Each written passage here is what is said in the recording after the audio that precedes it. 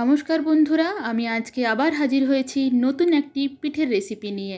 আর আজকে আমি দেখাবো খুব সহজেই কিভাবে বিউলির দুধ পুয়া বানিয়ে নেওয়া যায়।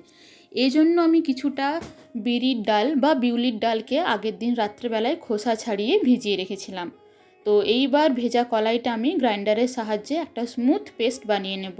তো এই পেস্ট বানানোর সময় অল্প একটু ঠান্ডা জল মেশাতে হবে, যাতে করে বাটাটা গরম না হয়ে যায়।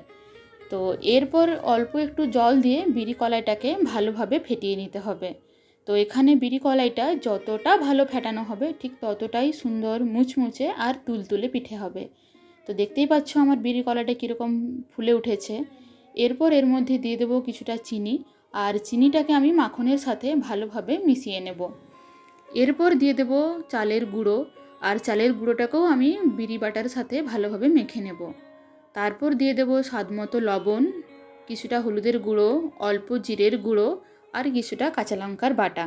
সমস্ত কিছু ভালোভাবে বিরি বাটার সাথে মেখে নিতে হবে। আর মাখা হয়ে গেলেই তৈরি হয়ে যাবে আমাদের মাখনটা। তো এরপর গরম তেলে একটা বাটির সাহায্যে মাখনটা দিয়ে দেব। তো এবার পিঠে আমার কি সুন্দর ফুলে উঠেছে দেখতেই পাচ্ছ। তো এইভাবে এবার এই পাশ ওই পাশ দুই পাশ ভালোভাবে লাল লাল করে ভেজে নিতে হবে। তো কতটা সুন্দর রং হয়েছে দেখতেই পাচ্ছ। আর এইভাবেই বানিয়ে নিলাম সমস্ত দুধ পোয়াগুলো।